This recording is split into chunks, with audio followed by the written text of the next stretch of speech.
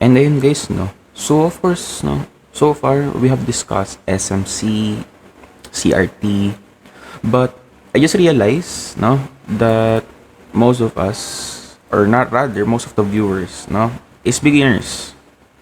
And therefore, syempre, if beginners nakakaligaw, lalo if I am teaching, let's say, trading view concepts, but hindi kayo sanay pala gumamit trading view, or how do you even use the Mexi app, no? So right now, I'm going to make a tutorial and i-discuss ko lahat, no? Kung paano ba ginagamit sa Mexi, paano nagka-cash in, ganyan, paano kayo magte-trade, ano ba yung mga dapat na kiniklik, ano yung mga dapat na sineselect. Okay? So, now of course, let's assume na ako ay wala pang account. And for that, actually, madali lang naman yan. So, what you guys want to do is, of course, we are providing our links, diba? If you guys could see, napopost kami nila dads ng mga links online, ganyan. Okay? So, this is my link, of course, no? So, syempre, ito yung papakita ko. You just paste that sa inyong browser. And my code is this one, okay? Itong 3T7CT, okay? That is my code. So, if you guys are under me, yan yung lalabas dyan, okay? And of course, you sign up with your Google account, okay? Now, in my case kasi, nag-sign up naman na ako with Mexi. But, let's assume na lang, no? Na ako ay maglalagin. Okay?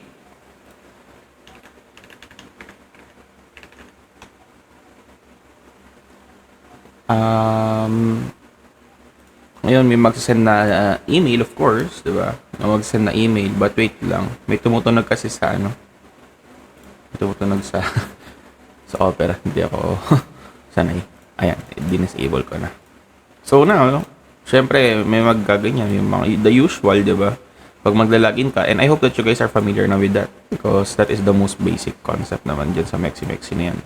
Of course, I'm going to log in, paste, and there we go. Now, nakalagin na ako. The first thing that you guys have to do is verify your account. Ito nakalagay, di ba, unverified? Kiklik nyo lang yan. Kasi kapag nag-verify kayo, no? So, current ko, pwede ako mag-deposit. Di ba? But, pwede ako mag-deposit, yes. Kaso, if I remember correctly, hindi tayo makakapag P2P. So, what is P2P ba?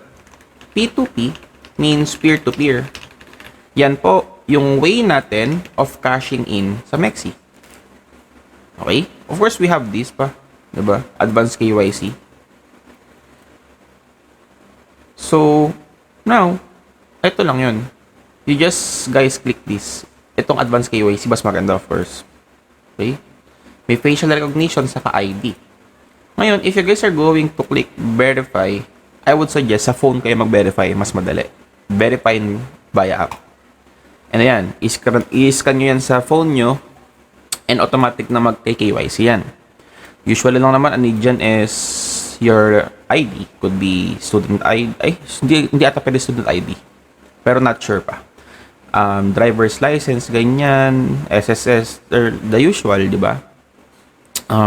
PhilSys ID.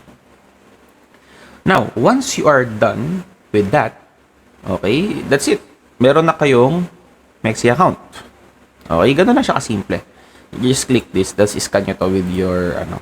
So, ngayon, once na kayo ay nakapag-scan na, okay, ang magiging itsura niyan ay, actually, ganito na. Pakita ko lang po. Yan. Ang lalabas po dyan is verified. Okay? Ang lalabas ay verified. Okay? And in my case, I am verified using advanced KYC. So, ngayon, next step, how to deposit if magde-deposit kayo. Dito po yan. If pupunta kayong wallets, nakalagay, di ba, deposit? Ito po, P2P trading. This is to ensure na mabilis, no? Kasi ito mabilis naman to. But if you guys have debit or credit card, you guys could do this. But hindi naman lahat kasi is meron. So for example, dito kasi, what we guys do is, ito pala may GCash oh. What we guys do is, we buy USDT. When we trade po, we use USDT. Ito po yung pinang-trade natin, not PHP. Okay? Hindi tayo gumagamit ng Philippine peso when we trade. Meaning that we have to convert our money into USDT to be able to trade. Okay? Para makapag-trade. And ito yung pinakamadali na hindi ka mai-scam. You guys go sa deposit and debit credit card. That's it. Okay? And they are claiming that this is already the best price. Okay? Yan na daw yung best price for them. Bakit nawala si GCash? Kanina may GCash ako nabasa dito. But yeah. No? Pag ganito, kasi usually hindi laging hindi laging may GCash. Ito GCash. But as you guys could see, iba-iba yung price for P2P for Maya. Ang isang USDT is 59.35. But tingnan natin. 1 USDT to PHP. Tingnan natin kung magkano. So the price is 59.23. Pero dito, 59.36. Diba? Sabihin, mas mahal lang ng kaunti. But still, that is the best price na. Kung tingnan natin kapag bumili tayo ng diretso. Okay? Pag tayo ay bibili ng direkta, 5,000 PHP is equals to how much USDT? 84.2459 USDT only. Okay? Now, i-check natin sa P2P. Kung magkano yung makukuha natin. This is how much? 59.36, diba? Or 35, sige. Per USDT. Okay? Ito yung price. Ngayon, if dito kayo sa P2P, so babalik ako deposit P2P, ibig sabihin po niyan, may other people na pwede nyong pagbilhan. The problem is that, what? Paano nyo malalaman kung sino dito yung mga legit? Kasi madami pa ding scammers dyan. Ito po guys, I'm going to give you a tip. Okay? You guys click the filter and click nyo tong show merchant ads only. Okay? Yung merchant ads kasi, yun yung parang mga sikat and kilala. Now, hahanap kayo ng name ay merong 100% or 99%. Ibig sabihin yan, lahat ng orders nila is talagang natapos nila. But yes, of course, you have to base pa din on your, what? On the other one, orders. Kasi ito 229 orders. But ito, tingnan nyo to. 1,000 orders, 99%. Ibig sabihin, halos lahat yan ay natapos niya. Kaso limited. Why am I limited? Gusto nila na ako as a user, dapat 1 year na ako sa Mexi. So, hindi tayo pasok sa requirements nila. Siyempre, kung meron tayong requirements, kunwari, naghaharap tayo na legit, sila din, naghaharap ng legit. So, ngayon, ang pipiliin nyo po is buy and USDT. Kasi yan po ang gusto nyong bilhin. Unless you want to buy other, like BTC, Ethereum, USDC. But tayo, ang binibili natin is USDT. Diba? Now, so the next available one is this one, AVH. So, kung ako yan ay select ko. Ngayon, ngayon makikita nyo to, available and limit. Diba? Itong available and limit po. Okay?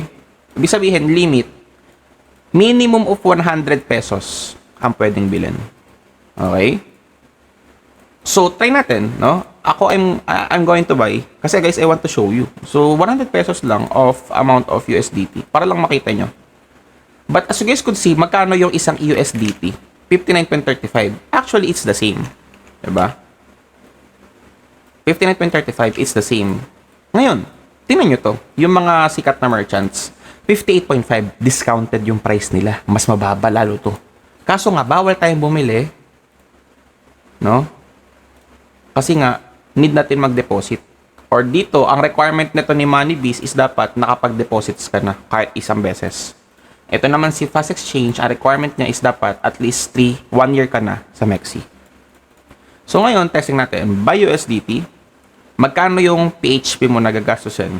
pwede mong ilagay dito 2 USDT yung gusto mong bilhin. Ganon. Or if you want to pay in pesos, let's say 100 pesos ang gusto mo. Ayan. Pili ka ng payment method mo. In my case, Maya. Ganyan po siya. Okay? Or let's say I want to pay, tunari 150. Ganun lang. 150 pesos yung mababawas sa akin. Ito yung marireceive kong USDT. You are probably asking, Sir, okay na ba mag-trade ng 150 pesos lang? Oo, I think so. Kaso, maliit lang yung kikitain mo. Kasi maliit lang yung money mo, of course. No? Now, so, for this tutorial, 100 pesos lang, buy USDT. Ganito pa yung magiging process niyan. So, lalabas to, ingat daw, huwag daw magpapahak, hindi daw pwedeng mag-chat sa iba. Kasi guys, dito, ito yung name niya, di ba? Meron ditong chat. You could chat with the seller. Pinoy din naman yan. So, what you do guys is, you chat with them here. Syempre, to ensure that you're legit. O, I'm online daw, proceed. So, ito yung info nila. Ngayon, ako kasi, tamad ako. Tatapat ko lang yung mouse ko. Then, I scan it with my Maya app.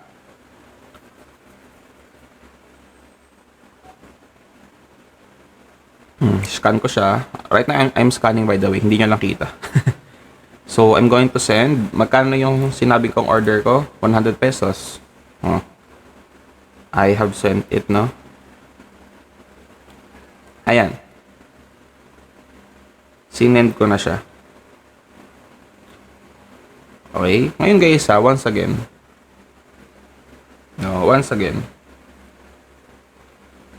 Isa sa huwag yung gagawin is, hindi kayo magsisend ng money. So, sasabihin ko lang, transfer completed. Kasi tapos na ako eh. Then, manghihingi siya ng payment receipt. Okay? So, syempre, you have to provide your payment receipt. Wait lang.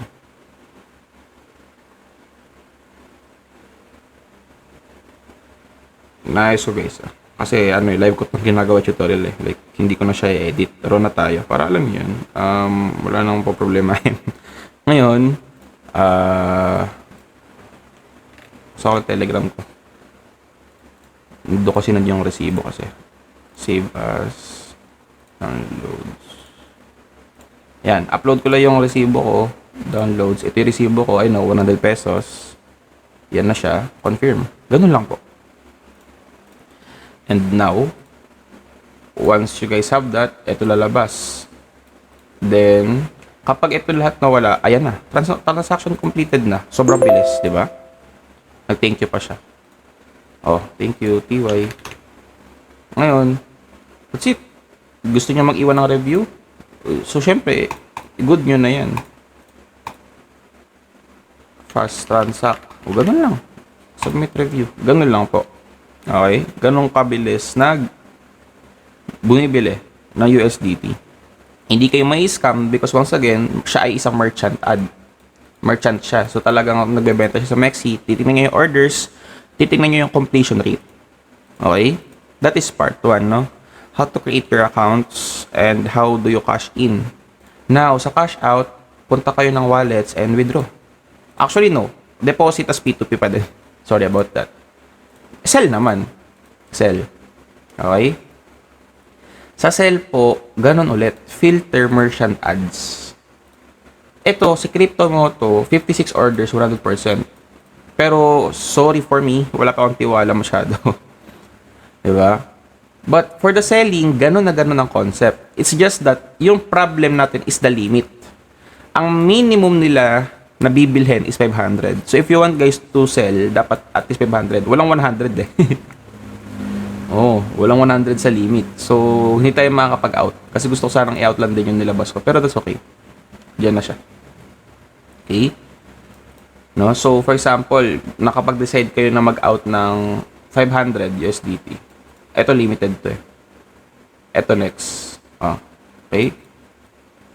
500 USDT, medyo madaming orders, 99%. O sige, out na. Mag-out tayo ng 500.